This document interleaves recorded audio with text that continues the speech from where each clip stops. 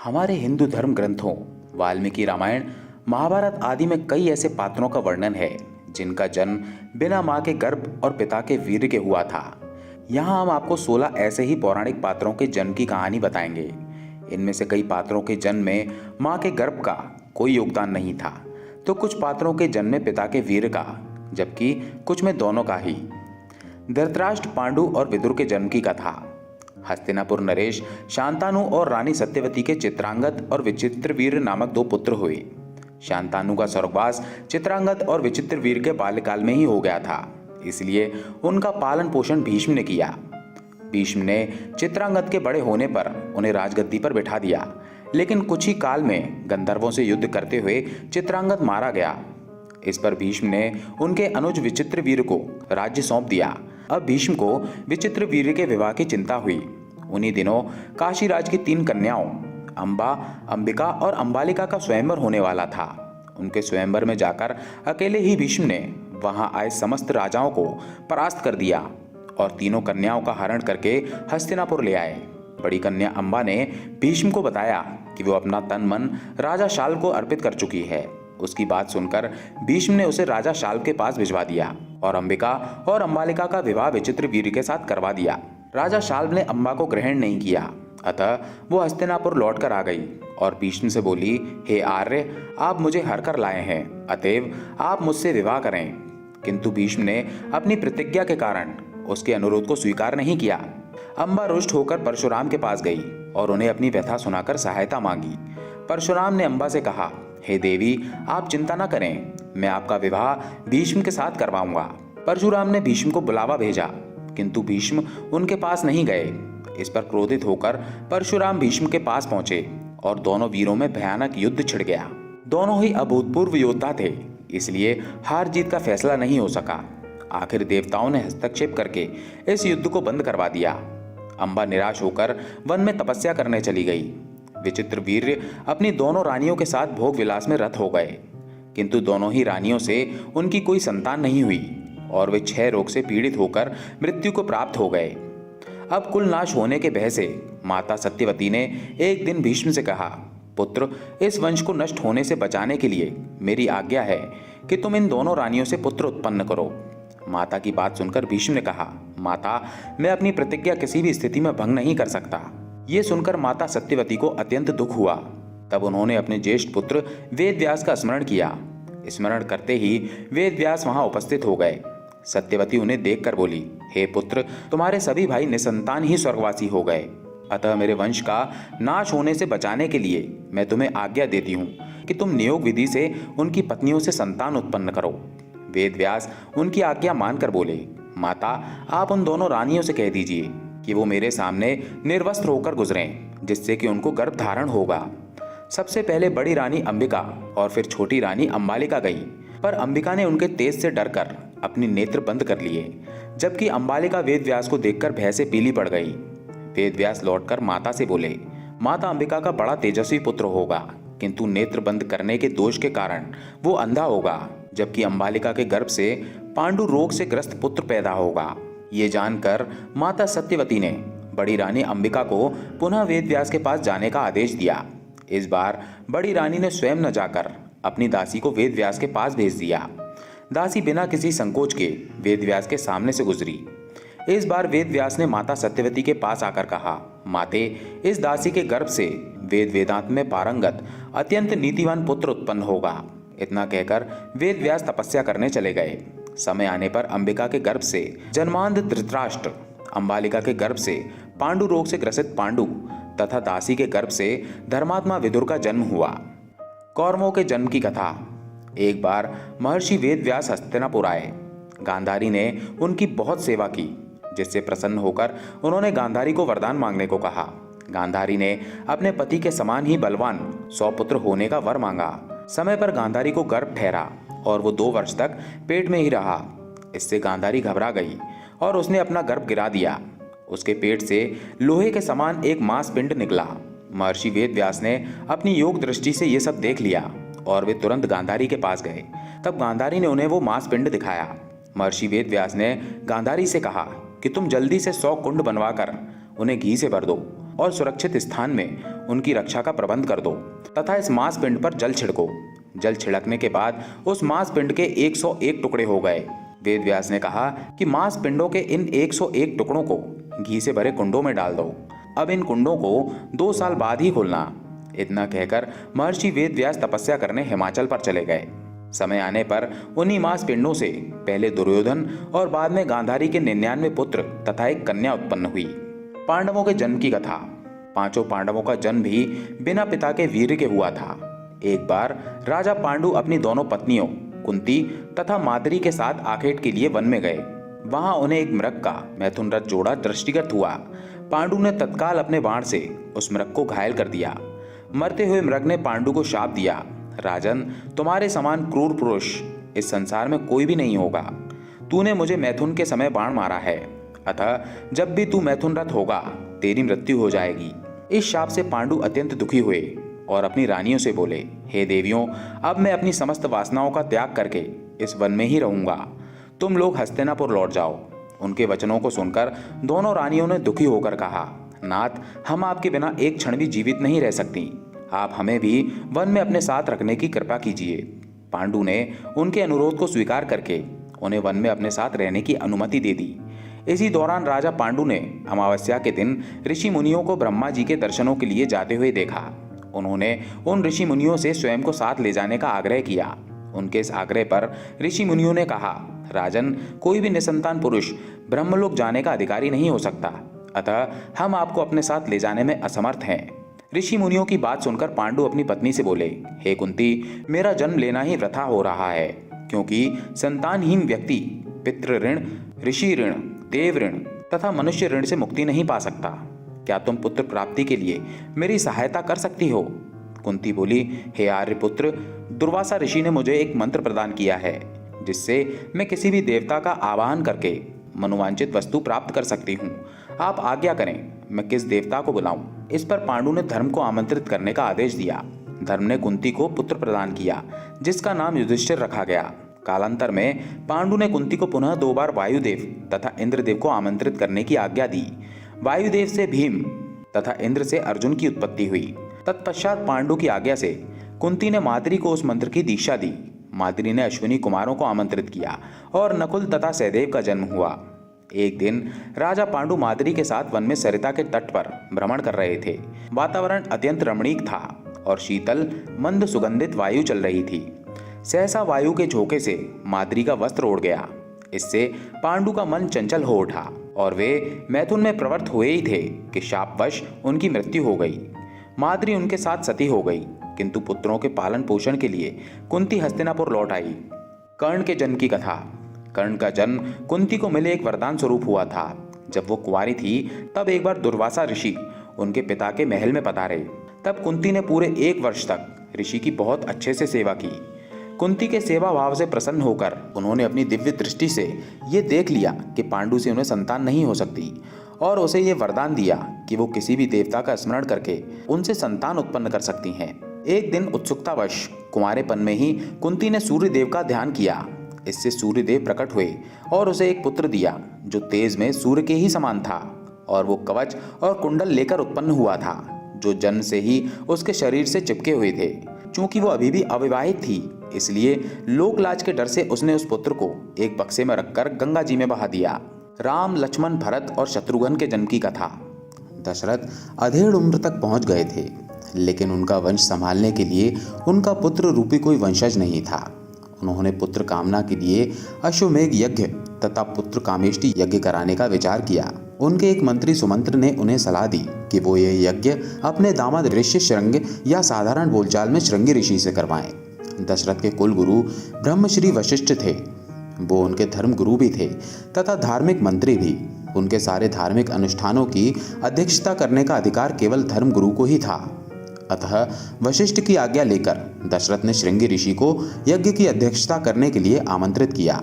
श्रृंगी ऋषि ने दोनों यज्ञ भली भांति पूर्ण करवाए तथा पुत्र कामेष्टि यज्ञ के दौरान यज्ञ वेदी से एक अलौकिक यज्ञ पुरुष या प्रजापत्य पुरुष उत्पन्न हुआ तथा दशरथ को स्वर्ण पात्र में नैवेद्य का प्रसाद प्रदान करके ये कहा कि अपनी पत्नियों को ये प्रसाद खिलाकर वो पुत्र प्राप्ति कर सकते हैं। दशरथ इस बात से अति प्रसन्न हुए और उन्होंने अपनी पटरानी कौशल्या को उस प्रसाद का आधा भाग खिला दिया। बचे हुए आधे भाग का आधा भाग दशरथ ने अपनी दूसरी रानी सुमित्रा को दिया। उसके बचे हुए भाग का आधा हिस्सा उन्होंने कैकेयी को दिया। कुछ सोचकर उन्होंने बचा हुआ 8वां भाग भी सुमित्रा को दे दिया।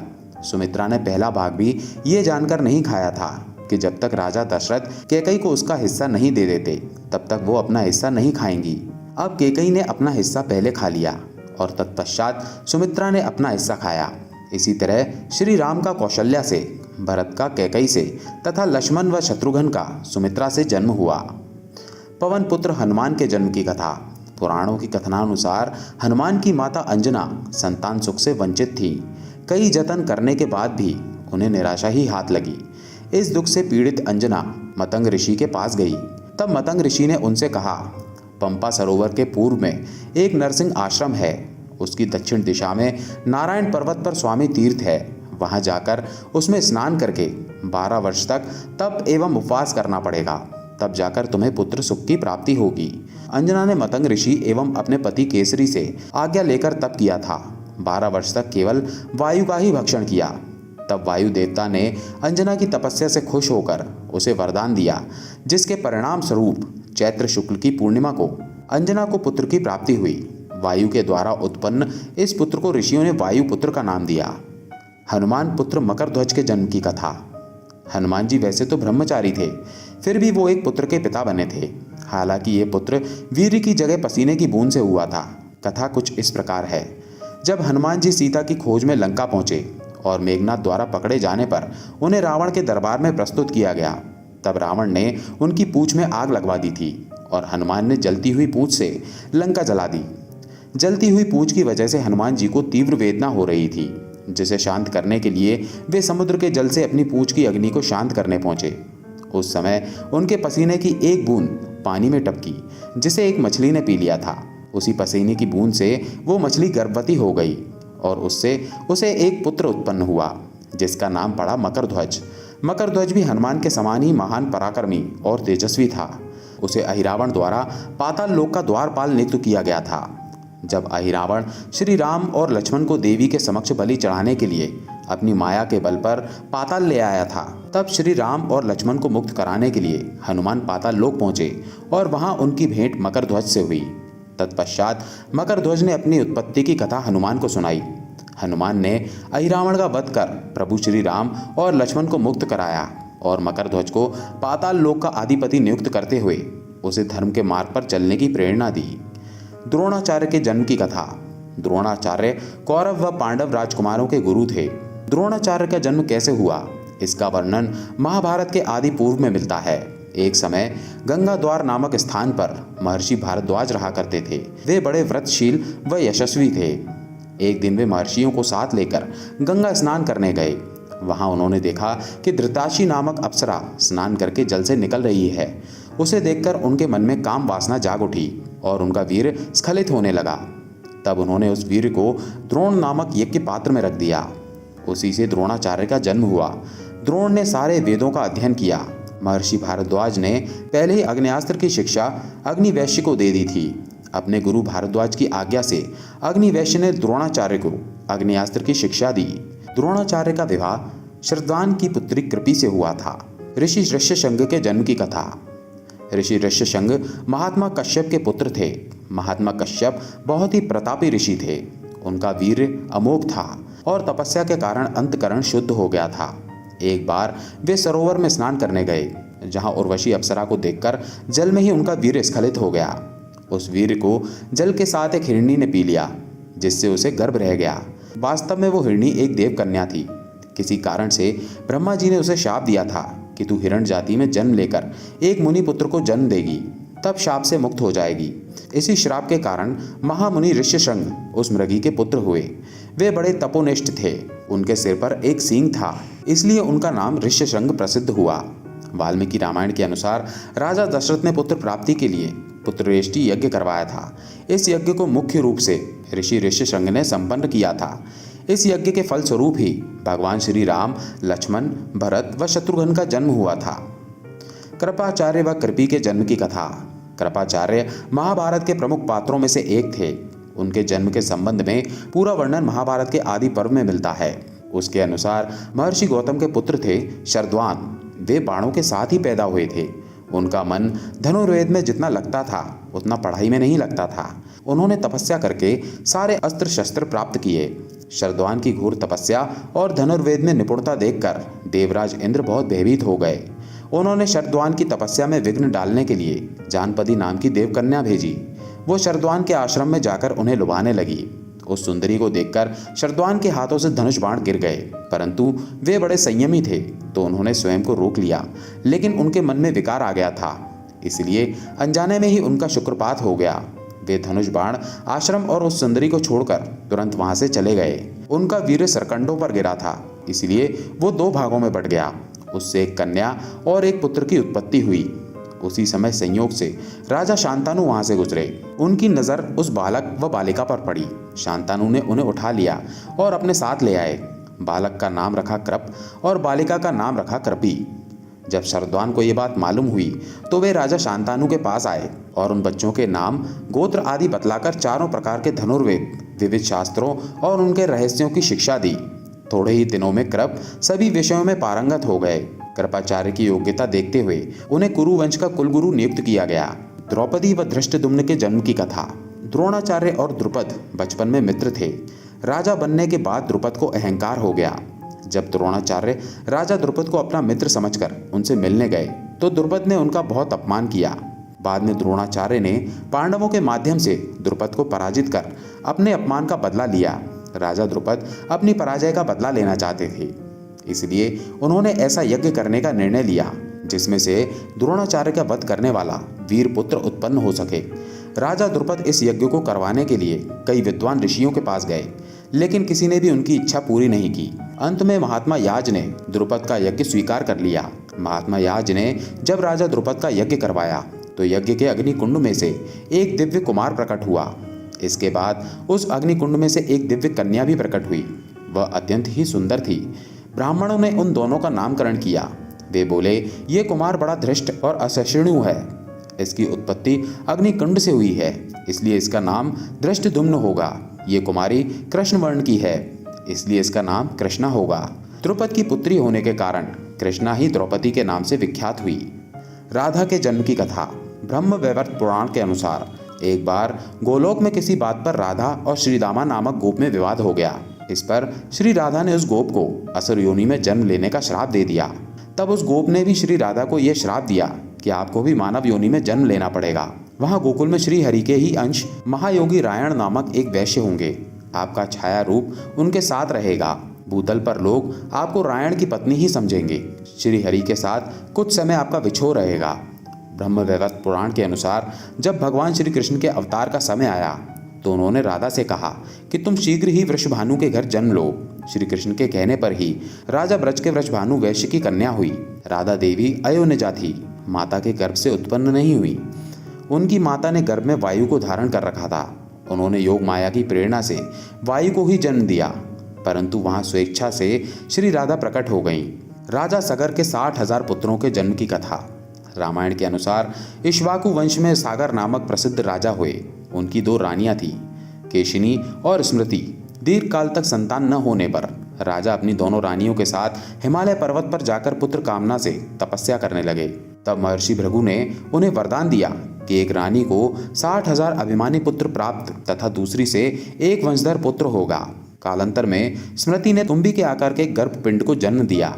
राजा उसे फेंक देना चाहते थे, किंतु तभी एक आकाशवाणी हुई कि इस तुम्बी में 60,000 बीज हैं। घी से भरे एक एक मटके में एक एक बीज सुरक्षित रखने पर कालांतर में 60,000 पुत्र प्राप्त होंगे।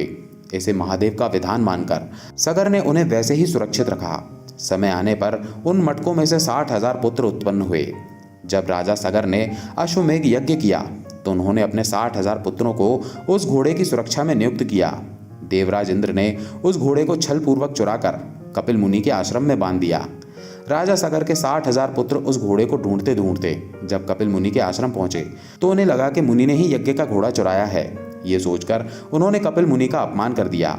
ध्यान मग्न कपिल मुनि ने जैसे ही अपनी आंखें खोली, राजा सगर के 60,000 पुत्र वहीं भस्म हो गए। जनक नंदिनी सीता के जन्म की कथा। भगवान श्री राम की पत्नी सीता का जन्म भी माता के गर्भ से नहीं हुआ था। रामायण के अनुसार उनका जन्म भूमि से हुआ था। वाल्मीकि रामायण के बालकांड में राजा जनक महर्षि विश्वामित्र से कहते हैं, एक दिन मैं यज्ञ के लिए भूमि शोधन करते समय खेत में हल चला रहा था। उसी समय हल के अग्रभाग से जोती गई भूमि से एक कन्या प्रकट हुई। हल द्वारा खींची गई रेखा से उत्पन्न होने के कारण उसका नाम सीता रखा गया। पृथ्वी से प्रकट हुई वो मेरी कन्या ही है। मनु व शत्रुपा के जन्म की कथा। धर्म ग्रंथों के अनुसार मनु व शत्रुपा सृष्टि के प्रथम मानव माने जाते हैं। इन्हीं से मानव जाति का आरंभ हुआ। मनु का जन्म भगवान ब्रह्मा के मन से हुआ माना जाता है। मनु का उल्लेख ऋग्वेद काल से ही मानव सृष्टि के आदि प्रवर्तक और समस्त मानव जाति के आदि पिता के रूप में किया जाता रहा है। इन्हें आदि पुरुष भी कहा गया है। वैदिक संहिताओं में भी मनु को ऐतिहासिक व्यक्ति माना गया है। ये सर्वप्रथम मानव थे जो मानव जाति के पिता तथा सभी क्षेत्रों में मानव जाति के पथ प्रदर्शक स्वीकृत हैं। मनु का विवाह ब्रह्मा के दाहिने भाग से उत्पन्न शत्रुपा से हुआ था। मनु एक धर्मशास्त्रकार भी थे। धर्म ग्रंथों के बाद धर्माचरण की शिक्षा देने के लिए आदि पुरुष स्वयंभू मनु ने स्मृति की रचना की, जो मनु स्मृति के नाम से विख्यात है। उत्तानपाद, जिसके घर में ध्रुव पैदा हुआ था, इन्हीं का पुत्र था। मनु स्वयंभू का ज्येष्ठ पुत्र प्रियवत पृथ्वी का प्रथम क्षत्रिय माना जाता है। इनके द्वारा प्रणीत स्वयंभू शास्त्र के अनुसार पिता की संपत्ति में पुत्र और पुत्री का समान अधिकार है। इनको धर्मशास्त्र का और अर्थशास्त्र का आचार्य माना जाता है। मनुस्मृति ने सनातन धर्म को आचार संहिता से जोड़ा था। राजा पृथु के जन्म की कथा। पृथु एक सूर्यवंशी राजा थे जो वेन के पुत्र थे। स्वयंभू मनु के वंशज राजा अंग का विवाह सुनिधा नामक स्त्री से हुआ था। वेन उनका पुत्र हुआ। वो पूरी धरती का एकमात्र राजा था। सिंहासन पर बैठते ही उसने यज्ञ कर्मादि बंद कर दिए। तब ऋषियों ने मंत्रपूत कुशों से उसे मार डाला, लेकिन सुनिधा ने अपने पुत्र का शव संभाल कर रख लिया। राजा के अभाव में पृथ्वी पर पाप कर्म बढ़ने लगे। तब ब्राह्मणों ने मृत राजा वेन की भुजाओं का मंथन किया, जिसके फलस्वरूप स्त्री पुरुष का जोड़ा प्रकट हुआ। पुरुष का नाम था पृथु तथा स्त्री का नाम अर्ची हुआ। अर्ची पृथु की पत्नी हुई। पृथु पूरी धरती के एकमात्र राजा हुए। पृथु ने ही ऊबड़ खाबड़ धरती को जोतने योग्य बनाया। नदियों, पर्वतों, झरनों आदि का निर्माण किया। राजा पृथु के नाम से ही इस धरा का नाम पृथ्वी पड़ा।